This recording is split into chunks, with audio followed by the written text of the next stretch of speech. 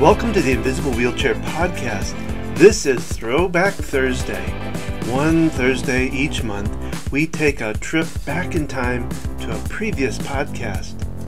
With so many new visitors to the podcast, I thought it was a good time to get back to some of the good stuff we've had from the past. So join me now as we travel back in time.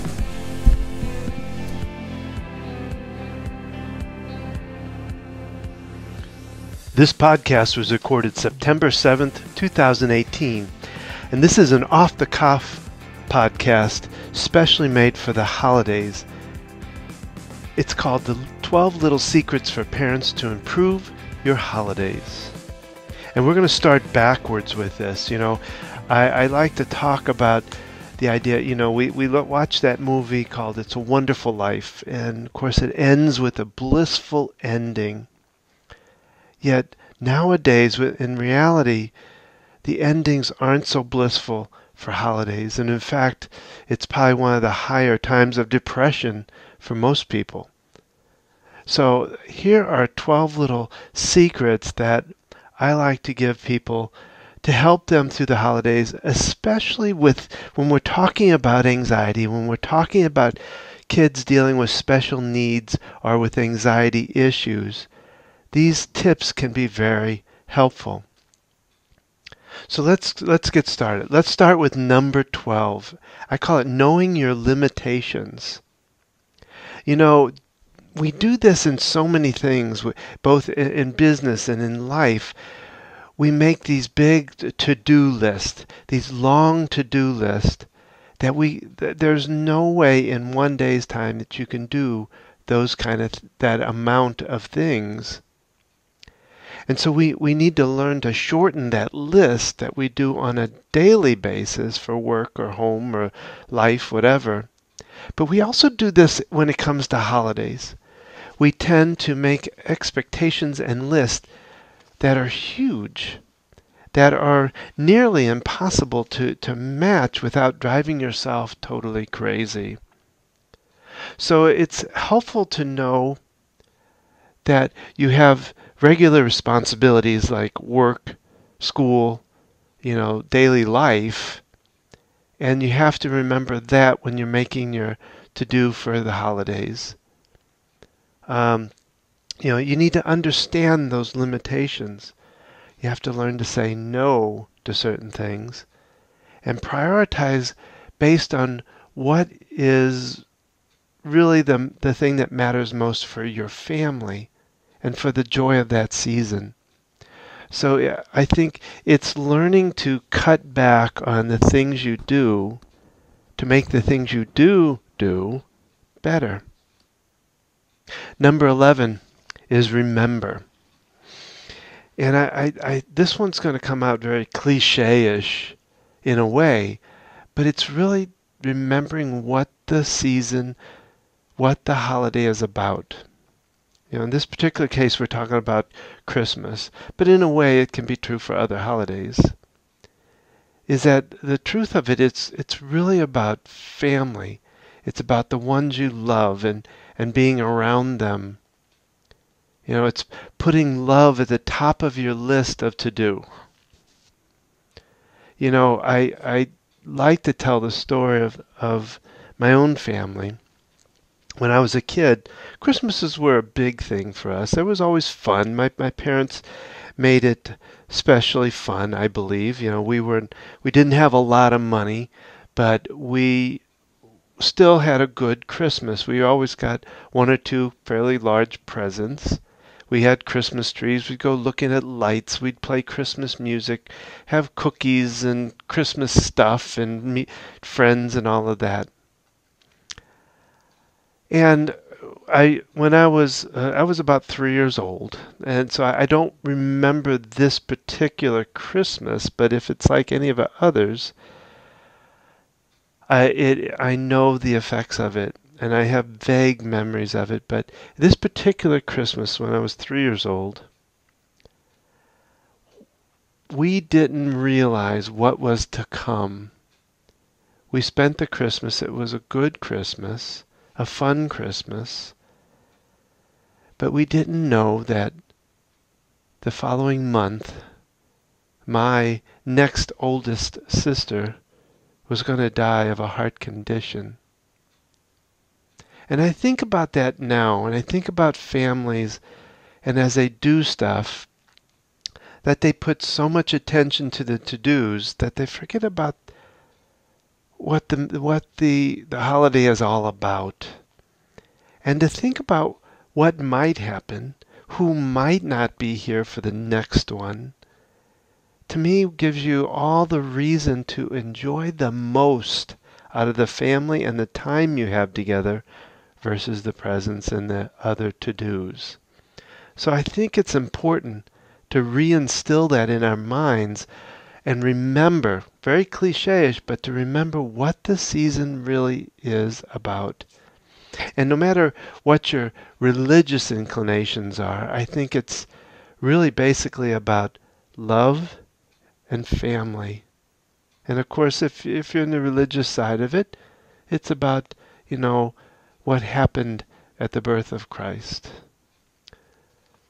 All right. Number 10, get your kids involved. And in this particular one, I bring up the idea of perfectionism because I see a lot of situations where the mom or the dad take control and they make it about getting it done, having the perfect Christmas, got to get this done, got to do this, got to do it myself because I got to get it done. That kind of mode, trying to make it the perfect Christmas. When it's really about, again, going back to thinking about what it's all about, it's about family.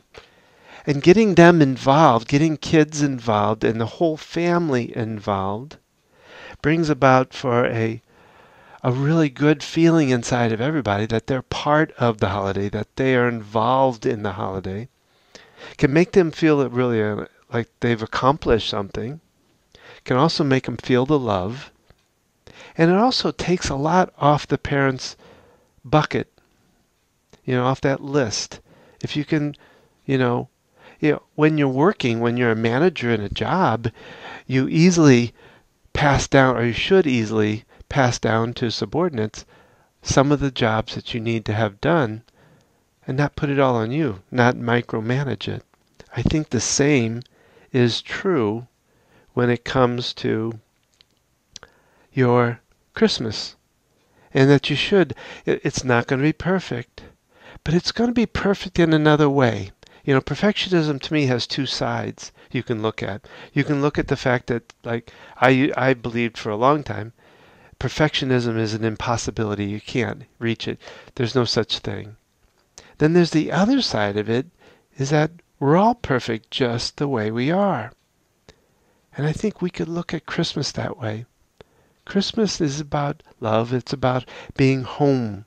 And home is in the heart, not a building, but in the heart. And so it's about, so what if the gifts aren't wrapped perfectly? So what if the cookies don't get the exact star shape or the bell shape or whatever and what if they're not perfect? What if they taste good but they don't look great? It doesn't have to be perfect, and going after perfection is a stressful, anxiety-driven thing. So let it up. Free up some of your time. And it's tough to do. I tend to have some perfectionism in myself. But it's important not to let it drive you to a certain point. All right, number 9. Plan events early and wisely. And now we have the internet. So you have an avenue to be able to find events that you want to go to and plan them better. Because here again, we have a to-do of events list too that can be a mile long. Visiting, grandma and grandpa, both sides, the husband's side and the mother's side. Visiting Uncle Charlie, Aunt Rose, all these different relatives, and running yourself alive, that you need to plan where you're going, what you're doing. And I hear again, get the kids involved. Let them help plan. So do some planning with the kids to do as a family, but also give yourself deserved time for you and your significant other. So plan them out. Don't, because you'll end up with burnout and exhaustion. Pick the things that you and your children really want to do, and be sure to allow downtime. Don't run every night, every day. So, all right. Number 8, don't rush your kids. This is especially true in the holidays because they're excited. They get into things. They get really excited about the Christmas, and it's got really a lot more to do with respecting their time, giving them the time to be able to wind down. There are a lot of kids out there that they take time to wind up to a situation, to get comfortable in a group or a crowd or a family situation. But it also, on the other side of it, it takes time for them to wind down to be able to ready to go. So giving them warnings, giving them a 15 or a 30-minute warning, and then a countdown starting at maybe either 10 or 5 minutes, coming in and saying, we got 10 minutes before we got to leave. I told you 30, we're now down to 10 minutes. And then coming in at another, maybe at 5 or 2 or both, and letting them know, 5 minutes left, please start picking up, please start wrapping up. The kids don't like to be yanked out of a situation. Just like if you're in the middle of something, you don't want to be pulled out without notice, without warning, all of that. So, pay attention to your kids and know what they need for the holiday gatherings in preparation and in being in the event. Number 7, respect your kids' feelings. Now, here again, it's the same kind of thing about respect. And in this particular case, we're talking about when they approach you with things. Dad, can you come see my... No, I don't have time right now. I got to get this done so we get this done for Christmas. Find ways to buffer that answer. There is a really good book for helping know how to respond to kids called Talk So Kids Will Listen and Listen So Kids Will Talk. It is an excellent book that helps you to respect their feelings, to know that when they come to you and say, I'm hot, you don't reply with you're not hot, it's cold in here. No, respect their feelings. So you're feeling hot right now. Their Christmas wishes. Something my wife actually taught me was to, again, respect their wishes for Christmas, even though we may know that we can't afford it at the moment, is to respect what they ask. So what we do a lot of times at holidays is they'll come with a list of, all these things, and some of them are expensive. We'll say, well, write that down on the list. Get your list out there, and we'll see what, those are some neat things. I hope you get those things too. We'll have to wait and see, won't we? So learn how to respond to them without knocking their feeling, by saying, oh, that's stupid. We'll never be able to afford that. Blah, blah, blah. No, because you know what that does to them? Is it gives them a message about themselves that's probably not a good one. Because many times the act of creating the wish list satisfies their wanting, and sometimes they forget or move on to something else by the time the holidays actually come about. So creating that wish list can be very big. And like I say, we've had that happen where they've created a wish list back in like July, and by the time Christmas comes, they almost forget about half the things they put on it. All right, number 6, and this one I think is a really important one, and it's eat right. And it's really hard to do at holiday season, especially. So I teach this part as part of the work I do and the practice I do with helping people out of anxiety. I teach them about nutrition. I'm not a nutritionist. I don't commend to be one. I I basically teach them the basic ideas that I have and tell them to seek a nutritionalist, and a lot of times I recommend one. But during the holiday season, you're you're running into a lot of sweets and a lot of candies and a lot of, cakes and all these things that can take a holiday and make it horrible for anxiety, horrible for tantrums and kids just going off the chart. So I really, there's a couple things I recommend here. One is, of course, to watch, these items: sugar, gluten, hydrogenated oils, dyes, chemicals that are in foods, because they can turn a child from a calm child to a wild beast within moments. The adrenaline of holidays is quite a bit just by itself, and then to pump sugar on top of it is not a very good thing. So one of the tips I'd have in doing this is the possibility of feeding your kids before you go go somewhere with healthy snacks, or bringing your own healthy snacks, making your own healthy snacks. It's a little more time consuming, but it definitely plays a role. Watching how late they take a more sugary item, or the treats. Getting them to stop, say, by 7 o'clock of any kind of eating of any foods that aren't the best for them. We've always kind of looked at it as, here and there, not having some, and sure, don't take away all of them, because that just doesn't fit. But kind of managing it, talking it over with them. Here again, respecting their feelings, respecting them as children, and helping to explain to them about the foods and why they want to watch it. My own kids now have gotten to a point where, like my youngest now, who's now at this point is 9, he turns the bottle around, he turns the product around, looks at the ingredients, and Dad, I can't eat this. This has got, high fructose corn syrup in it.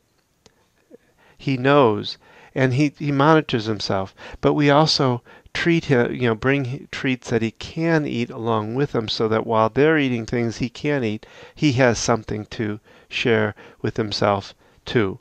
So it's very important, because most people don't understand the gut-brain connection, and how the wrong foods can pump anxiety into the ethers, into the wildest place.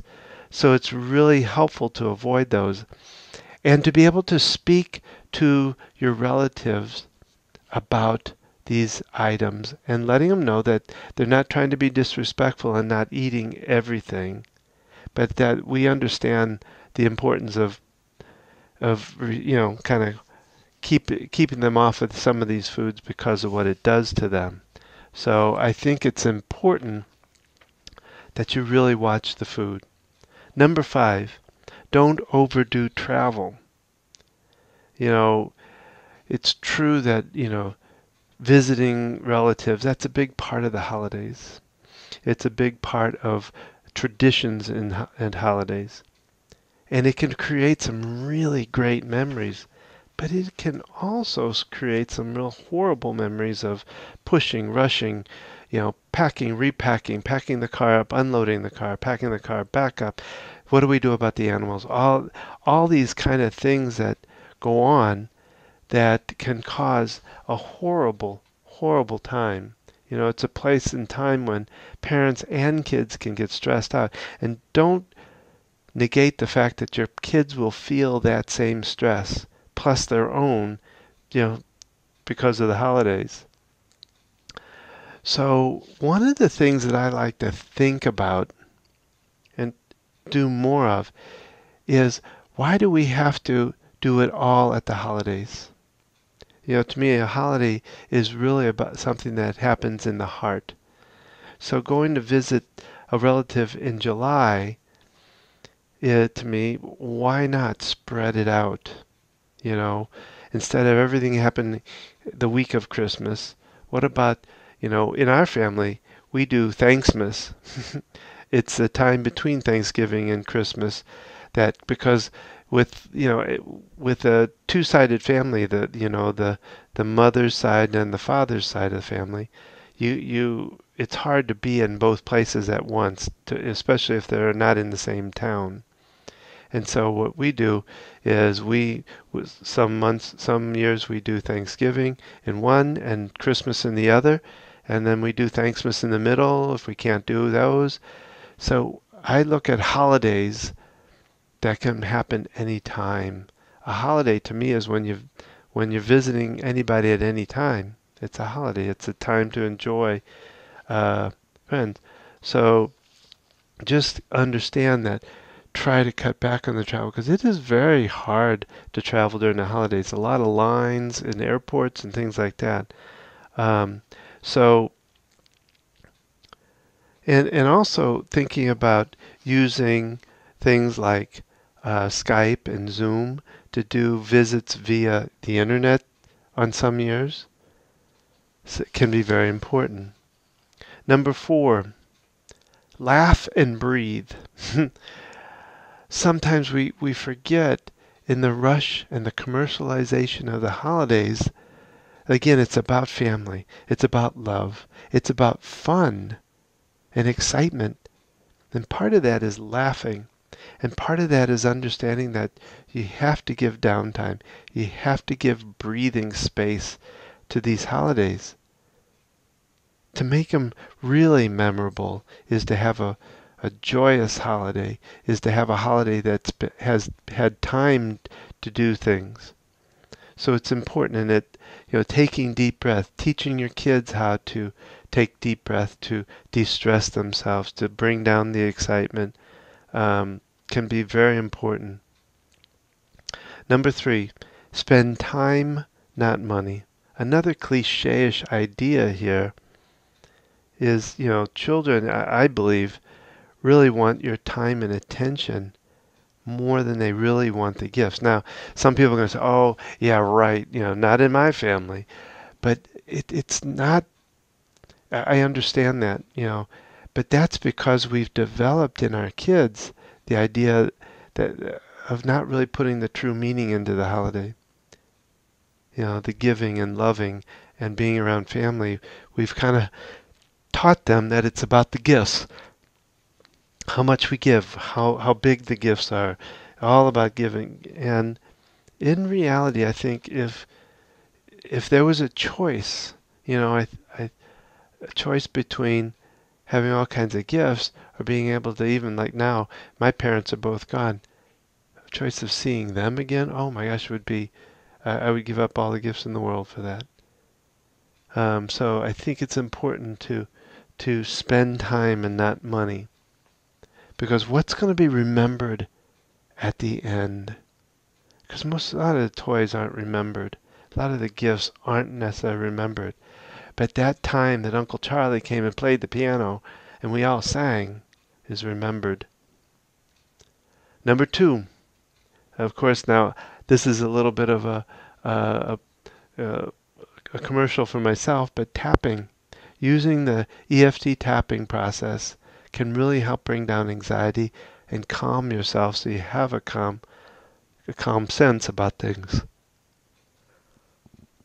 And so it's, to me, something that can be used because it can be travel with you anywhere you go because all you need is your fingers and the words and you got it. So if you want to know more about tapping, make sure to visit my site, focusedhealthyfamily.com, or the Family OCD site, either one, and you can find out about EFT tapping.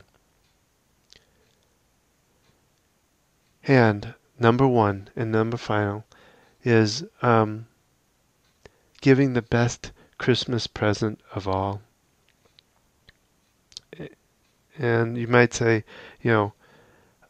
what is that? Remember what the holidays are really about. Love, friends, family, fun, laughter. Even teenagers now, they're a little tougher again because they've been brought up maybe in a world of it's about the material, about the commercialization of it. But in truth, it is just a bit as much, even for them. I know my kids still enjoy seeing their cousins, enjoy spending time with them even more than the gifts, I think. And so it's really, again, going back to giving the best present is yourself and your time and your love. So I will leave it at that. I hope this has helped you in some way, shape, or form.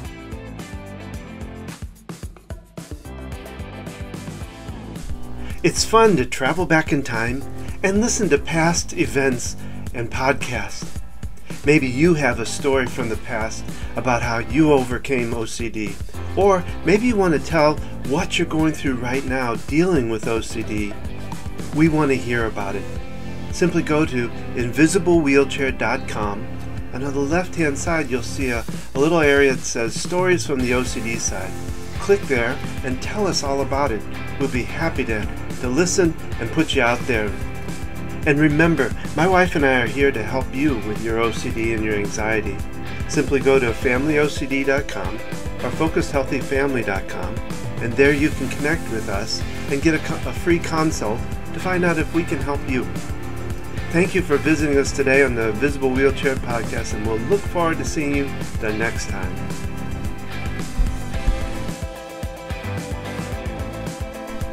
And thank you for visiting us today on the Invisible Wheelchair Podcast, and we'll look forward to your next visit with us. So thanks for coming. Take care.